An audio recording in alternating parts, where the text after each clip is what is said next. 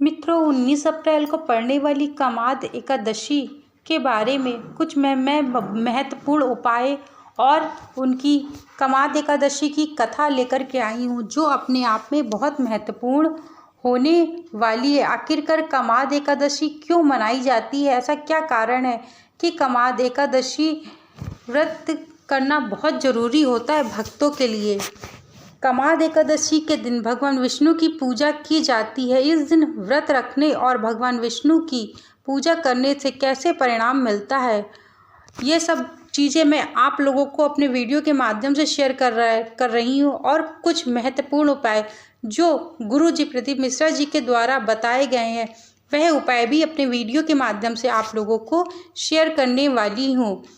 इसके पहले यदि आप मेरे चैनल पर नए जुड़े हैं तो चैनल को लाइक, शेयर और सब्सक्राइब कर लीजिए। और एक महत्वपूर्ण सूचना, यदि आप लोग क्रेडिट कार्ड के लिए अप्लाई करने के लिए सोच रहे हैं तो इससे अच्छा प्लेटफॉर्म आपको कहीं मिलने वाला नहीं है, क्योंकि ये वर्ल्ड की टॉप 10 बैंकें हैं जिनमें आप ईजिली क्रेडिट कार्ड को अप्लाई कर सकते हैं और आपको ईजिली क्रेडिट कार्ड प्राप्त हो सकता है। तो आप लोग यदि करना चाहते हैं, ईजिली क्रेडिट कार्ड पाना चाहते हैं, तो आप लिंक मेरे डिस्क्रिप्शन बॉक्स में है, आप उसको जाके क्लिक करिए, फटाफट से उसकी सारी डिटेल फिल करिए और आप क्रेडिट कार्ड के लिए अवेलेबल हो जाइए।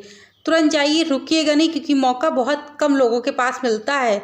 इसलिए मैं आप लोगों को एडवाइस दे रही हूँ, यदि आप क्रेडिट कार्ड चाहिए तो वर्ल्ड की टॉप 10 बैंकों में आप जाके अप्लाई करिए। इससे आपको देखिएगा कितनी जल्दी आप क्रेडिट कार्ड अवेलेबल हो जाएगा। तो चलिए अब प्रारंभ करते हैं कि आखिरकार इस व्रत की पौराणिक कथा क्या है और क्यों यह व्रत करना बड़ा ही महत्वपूर्ण माना जाता है। कमाद एकादशी को फलदक एकादशी के नाम से भी जाना जाता है। इस दिन भगवान विष्णु की पूजा भक्तों के द्वारा की जाती है और साथ ही व्रत भी रखा जाता है। मान्यताओं के अनुसार इस दिन व्रत रखने से सभी इच्छाएं, मतलब वो किसी भी प्रकार की इच्छा हो, आपकी पूरी होती है। धन से संबंधित हो, शरीर से संबंधित हो, नौकरी से संबंधित हो, किसी भी प्रकार की, मकान से संबंधित हो, यदि बेटी का विवाह ना हो रहा उससे संबंधित हो, या आपके घर में संतान की उत्पत्ति ना हो रही हो उससे संबंधित है, यदि आप बेटे को चाहते हैं प्राप्त करना उससे भी ये संबंधित, आपकी सभी प्रकार की इच्छाएं जो हैं केवल एक व्रत करने से और कुछ महत्वपूर्ण उपाय करने से शीघ्र से शीघ्र पूरी हो जाएगी। हिंदू पंचांग के अनुसार कमाद एकादशी का व्रत साल 2024 में 19 अप्रैल के दिन रखा जाएगा। ऐसे में आज हम आपको बताएंगे कि कमाद एकादशी का महत्व क्या होता है और इससे जुड़ी हुई कुछ महत्वपूर्ण पौराणिक कथाएं। तो कमाद एकादशी का शुभ मुहूर्त क्या रहने वाला है, जिस दिन आप पूजा अर्चना करके अपने जीवन से जितने भी पाप हैं उनको दूर कर सकते हैं। चैत्र महीने की एकादशी तिथि की शुरुआत 18 अप्रैल को होने वाली है, जो कि शाम 5:30 बजे से प्रारंभ हो जाएगी और समाप्त कब होगी? 9 अप्रैल रात्रि 8:05 तक संपूर्ण एकादशी रहने वाली है।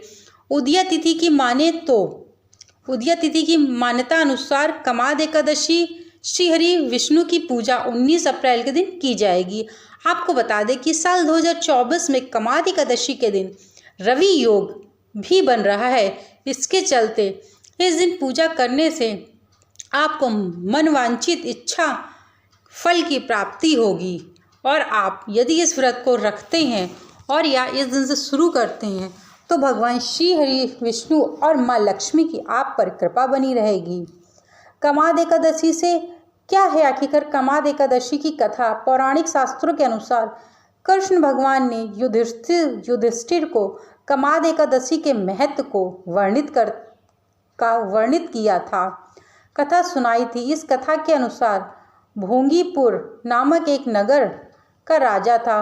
पुंडारिक राजा महज अपनी विलासिता में डूबा रहता था। राजा के महल में ललित नाम का एक संगीतज्ञ था। ललित की कला और समर्पण से राजा बहुत खुश रहता था। ललित भोंगीपुर में अपनी पत्नी ललिता के साथ रहता था और पति पत्नी में अत्यंत प्रेम था। एक बार ललिता राजा को संगीत सुना रहा था, तभी अचानक से ललित की पत्नी ललिता राजमहल में आई और ललित की नज़र अपनी पत्नी पर पड़ी। अपनी पत्नी को देखकर ललित का सुर डगमगा गया। पुंडरीक ने इसे अपना अपमान समझा और वो क्रोध में आया। राजा ने ललित को राक्षस होने का श्राप दे दिया।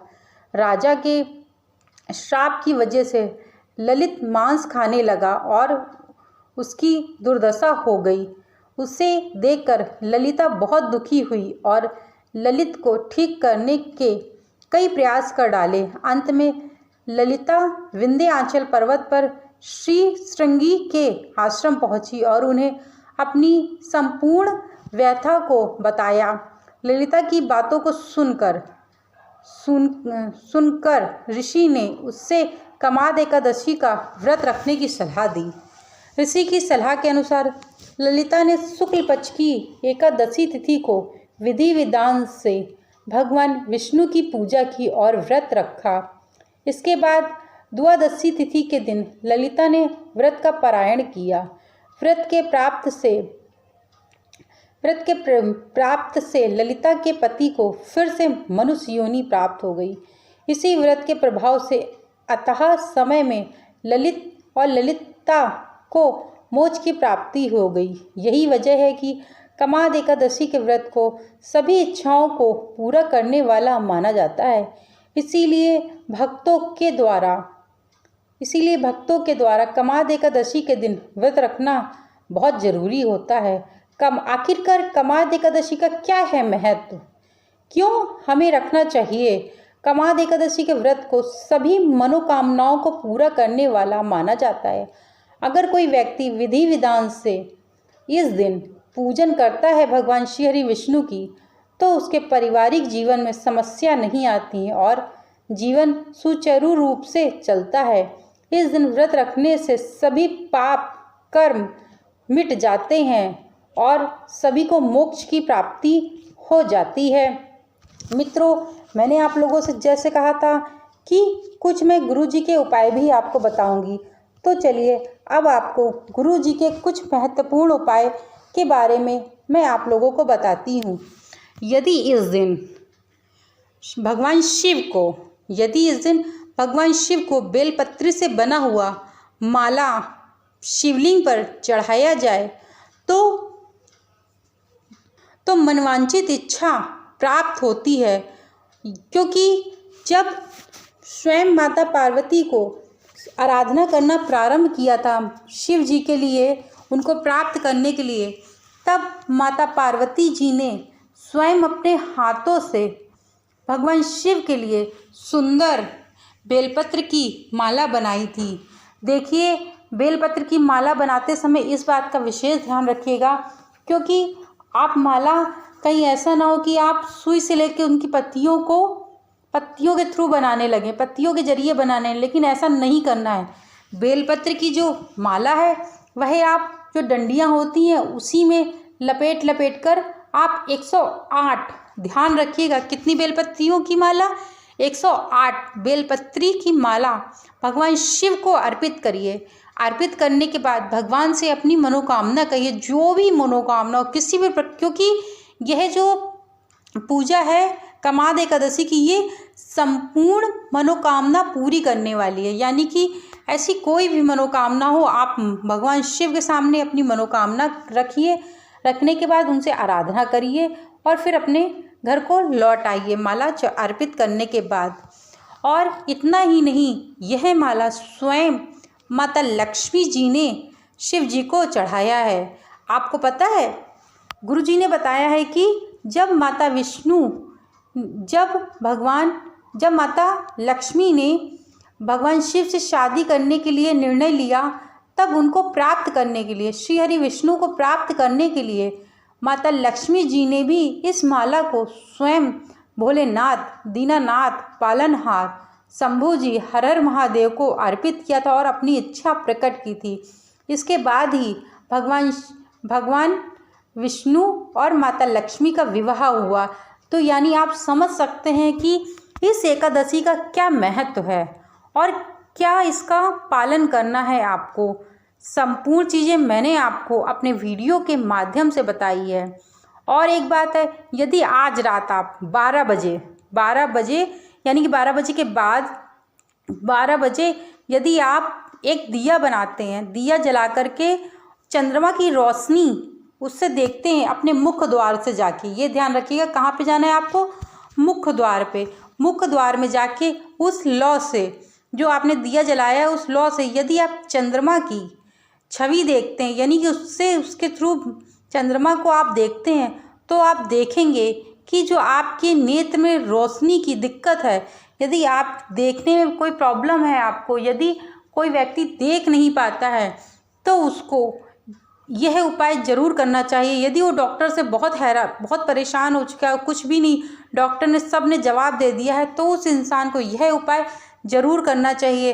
रात्रि 12 बजे आपको करना है, दीपक जलाना है, खूब सुंदर सा दीपक जलाने के बाद अपने मुख्य द्वार पे जाना है। मुख्य द्वार से आप जो चंद्रमा होता है उसकी छवि को देखिए, मतलब दीपक आपने हाथ में रखने के बाद आप उस दीपक से चंद्रमा को देख रहे हैं, तो इससे आपकी रोशनी शीघ्र शीघ्र वापस आ जाएगी। मैं वीडियो को यहीं विराम देती हूँ। इसके पहले आप चैनल को लाइक, शेयर और सब्सक्राइब करना मत भूलिएगा। और एक बात मैं एक बार आपको फिर याद दिला देती हूँ, यदि आप ईजिली क्रेडिट कार्ड की चाहत रखते हैं तो आप मेरे डिस्क्रिप्शन बॉक्स में ज़रूर से ज़रूर जाइएगा। लिंक मैंने डिस्क्रिप्शन बॉक्स में डाल रखा है, क्योंकि जैसे ही आप क्लिक करेंगे पूरी आपको जानकारी आ जाएगी। यह जो बैंकें हैं, वर्ल्ड की टॉप 10 बैंकें हैं, जिनसे आप ईजिली क्रेडिट कार्ड के लिए अप्लाई कर सकते हैं और आपको ईजिली प्राप्त हो सकता है। चूक मत जाइएगा क्रेडिट कार्ड लेने से, यदि आपको आवश्यकता है तो। अब मैं अपनी वीडियो को यहीं विराम देती हूँ। चैनल को लाइक, शेयर, सब्सक्राइब करना मत भूलिएगा। Thank you so much video को वॉच करने के लिए।